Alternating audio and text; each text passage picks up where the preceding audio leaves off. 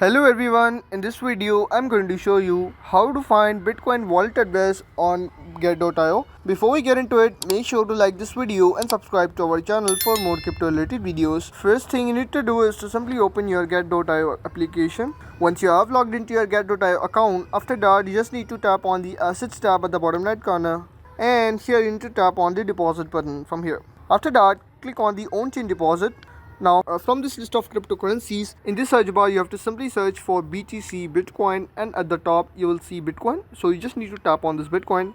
Now, here you need to select a network. So, simply select Bitcoin BRC20, but always make sure to select same network on both sides or you will lose your funds. Now, click on Got It, and here you can see your Bitcoin wallet address along with the QR code. Simply copy this address or you can share this QR code directly. And that's how you can find wallet address of Bitcoin on get.io. If this video helped you out, make sure to like this video and subscribe to our channel for more crypto related videos.